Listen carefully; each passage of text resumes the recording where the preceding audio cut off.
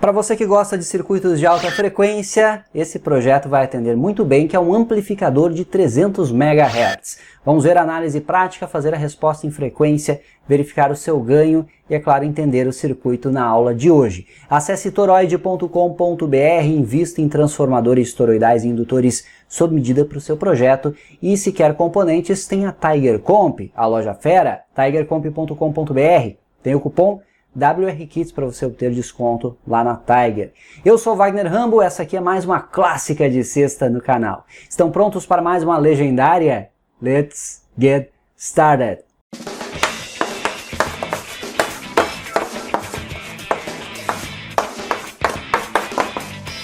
O circuito é esse e foi projetado para ter uma resposta em frequência passa-banda ali em torno de 300 MHz. Eu vou utilizar o MPSH10, que é um circuito, é um transistor NPN, para a faixa de UHF. Então é muito bom para essa aplicação. Os 300 MHz é bem o começo ali do VHF. Você pode utilizar amplificadores assim para dar ganho em algum circuito transmissor, em sistemas que operem nessa faixa de frequência. Então é bem interessante, você vai ver que na prática ele dá um ganho bem bacana no sinal. A minha entrada é aqui, eu faço um acoplamento com o capacitor C1 e polarizo a base de Q1 com o resistor R1 aqui. O circuito opera a 5 volts. O coletor é polarizado com este indutor aqui de 60 nH, que é um indutor com núcleo de ar. Foi enrolado com um fio, são 3 espiras em 4 milímetros de diâmetro. Fio rígido 24 AWG. Então esse é o primeiro estágio, eu acoplo com o capacitor C2 em um segundo estágio, que está polarizado por R2, e L2 aqui, 30 nH. Então eu tenho o circuito para prover a minha banda passante, com C3, L3, C4 e C5. L3 também é um indutor, é uma volta de fio apenas 4 nH. Nós temos aqui um trimmer, que é um capacitor ajustável, que vai me permitir, na prática, fazer um ajuste fino. Então, calibrar ali para obter o máximo ganho, o máximo desempenho, exatamente em 300 MHz. Os transistores foram projetados, foram polarizados para trabalhar na região ativa. O valor da tensão de coletor é bem próximo de 5 volts. Eu tenho aqui uma polarização de base, que dá aí uma tensão em torno aí de 700 a 800 mV por causa da diferença com o emissor, que vai a GND nesse caso aqui. Os capacitores C6 e C7 são filtros para fonte. C6, 10 micro, C7, 1 nano.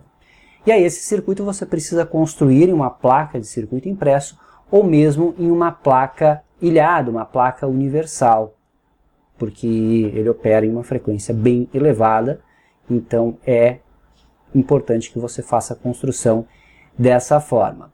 Nós vamos simular ele aqui no LT-Spice, fazer uma varredura aí de 10 MHz a 2 GHz, está ok para nós, e eu estou aqui com o trimmer variando de 1 pico a 10 pico, de 1 em 1 picofarad, então vamos ter vários gráficos de resposta em frequência para o circuito. Então, está aqui o dispositivo simulado, rodando a simulação, está aí a resposta em frequência, você vê que eu consigo ajustar sutilmente o ganho, e aqui na máxima amplitude nós temos em torno de 300 MHz e 10 dB de ganho. Então veja que é um ganho bem interessante, exatamente na minha faixa de interesse. Na prática você vai ver que eu obtive uma resposta ainda mais, uma banda mais estreita ainda para o circuito, que é muito bacana, porque realmente o ideal seria que só na faixa de 300 MHz eu tivesse ali o ganho. Na prática é um pouquinho ampla a banda, mas é mais estreita do que a representada nesse gráfico aqui no LT-Spice. E temos curso de LT-Spice, básico, intermediário e avançado. Esse simulador é muito bom para você testar vários circuitos de RF, potência, eletrônica em geral e muitos outros. Vamos ver agora na prática, fazer as análises, resposta em frequência do circuito e ver o ganho dele prático se obtivemos algo bem parecido aqui ao ganho do simulador.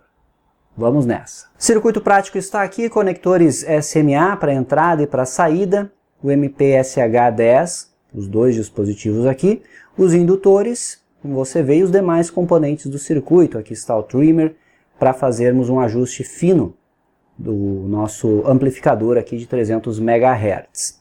Os indutores eu fiz com o fio 24 AWG de breadboard mesmo. Então descasquei e enrolei. O ideal seria fazer com fio esmaltado. Se você tiver aí fio esmaltado, dê preferência ao fio esmaltado, mas essa aqui é uma dica bem boa para você que quer fazer um protótipo rápido e validar o seu funcionamento, fazer um teste inicial com um fio assim que é mais rápido e um pouquinho mais simples de trabalhar. Se você quer todas as dicas de designs de RF, projeto e construção de indutores, tem o nosso curso Circuitos de RF Transmissão FM, que lançamos recentemente e segue em promoção por mais alguns dias. Link na descrição e no código da tela aí, acesse e invista já. Desconto está aplicado e é acesso vitalício, além do certificado de conclusão. Curso ministrado por mim. Então aqui entrada, saída, o GND e conector de 5 volts. Na parte de baixo do circuito, esse é o layout. Fiz com fio e solda mesmo, como você vê aqui. Apenas terminais de componentes e solda, para ser mais específico. Quando você faz um circuito de RF, não utilize fiação. E vamos alimentar aqui para ver o seu funcionamento. Então, a melhor forma de validar o funcionamento desse circuito é utilizar o analisador de espectro e o tracking generator. Fazer uma varredura de frequência na faixa de interesse e garantir que o dispositivo tenha uma resposta passa-banda, ou seja, ele permite passar aquela faixa específica para o qual foi projetado, que nesse caso aqui é a faixa de 300 MHz. Vamos fazer aquele procedimento de normalização dos cabos aqui. Então eu vou conectar a saída do Tracking Generator na entrada do analisador de espectro, com cabos NSMA. Eu já vou ajustar aqui a minha faixa de frequência de interesse. Nós podemos começar em 10 MHz até 1 GB. Essa vai ser a nossa faixa de varredura. BW aqui eu ajusto a melhor resolução possível. Aqui está lento, então vamos deixar em 100 kHz mesmo. Vamos ligar o Tracking Generator. Eu já tenho a resposta dos cabos nesse momento. Eu vou ajustar para menos 20 dBm, Tracking Generator, e aqui a amplitude, a referência do analisador, vou colocar em 10 dBm.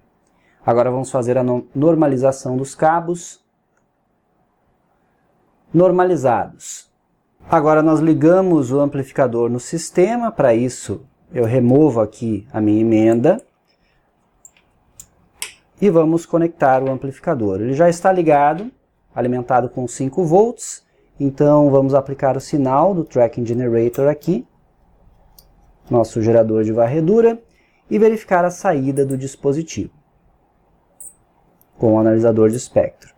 E essa é a resposta em frequência do nosso amplificador. Eu tenho aqui o 0, que é onde estamos aplicando o sinal de entrada, e você pode ver que há uma região em particular que ele gera um ganho aqui, estão vendo? O meu 0 está aqui nesta linha. Tudo que está abaixo dessa linha é a atenuação. Então, frequências mais baixas aqui estamos com atenuação, mais altas também. Aqui é um ponto onde temos um ganho. Eu vou clicar em Marker, Peak, está ali em torno de 278 MHz, o pico máximo. Vamos ver se eu chego em 300. Mais ou menos aqui, eu estou com 8.3 dBm de ganho aqui em 300 MHz. Então vamos fazer o seguinte, marcador, vou deixar em 300 MHz o marcador, vou posicionar no centro da minha tela, ficar mais fácil para analisarmos. Agora ele desnormalizou porque eu modifiquei o spam, mas eu tenho aqui menos 20 dBm no Tracking Generator e estamos aqui em menos 10.3. É um ganho aí de quase 10 dBm. O que eu vou fazer agora é ajustar o trimmer aqui para obter uma mudança na resposta em frequência. Ó. Estão vendo que eu consigo aumentar ainda mais o ganho ali nos 300. Esse é mais ou menos o ponto máximo de ganho obtido. Bacana demais. Que é um ganho de aproximadamente 10.7 dBm. Você faz menos 9.3 menos 20, que é o valor do Tracking Generator, daí em torno de 10.7 dBm. É um excelente ganho em nossa faixa de interesse de 300 MHz, como você pode ver. Agora que calibramos o amplificador, eu vou usar o gerador de sinal aqui e entrar com a frequência de interesse, 300 MHz, e uma amplitude de menos 20 dBm, para vermos o ponto de saturação do amplificador. Estamos aqui em full span. Se eu der um pique, nós temos 300 MHz, menos 10 dBm. Faz sentido, estou entrando com menos 20 no gerador de RF e estou com esse valor de 10 dBm aproximadamente de ganho. Eu vou varrer aqui a frequência para ver se vamos conseguir ver esse sinal diminuindo. Ó, 200 MHz ele já atenuou um pouco, 100 MHz atenuou mais um pouco, como você vê aqui, estando abaixo do menos 20 significa atenuação. E acima dos 300 ele também atenua, ó. Temos um sinal bem menor aqui. E nos 300 temos o ganho máximo, ficou em torno de 10 dBm. Bacana demais. Vamos aumentar essa amplitude então e verificar se eu consigo ver a distorção ocorrendo. Então aqui em menos 10 dBm já aparece uma harmônica aqui no meu sinal. Em 0 já começa a aparecer a terceira harmônica. Eu já não tenho mais o ganho de 10. Veja que diminuiu o ganho aqui. Está em 8.5 dB. Vamos ver aqui o valor. 600 MHz. Essa é a segunda harmônica do meu sinal. E a outra, como esperado, é a terceira harmônica do sinal. Veja que é uma harmônica de 900 MHz que aparece à medida que eu dou o ganho no amplificador. De volta para fundamental, se eu diminuir a amplitude do gerador, aqui em menos 10 eu já tenho a minha terceira harmônica totalmente suprimida. Em menos 20, a segunda harmônica ali some também, estão vendo? Ó? Menos 10, menos 20. Então aqui o nosso amplificador está operando a 300 MHz sem distorções, como podemos ver. Não tem nada aqui, até 1.5 GB conseguimos enxergar com esse equipamento. Estamos apenas com a nossa fundamental. E essa foi a clássica. Aproveito para lembrar que estamos com o curso de RF Transmissão FM em promoção. Quer aprender vários segredos do RF? Aproveite e invista no seu conhecimento. O link está na descrição. Tem sexta, tem clássica sempre no seu WR Kids Channel. E encerramos mais uma clássica de sexta. Obrigado por assistir como sempre. Eu desejo a todos um ótimo final de semana com bons projetos. Aquele abraço e até a próxima.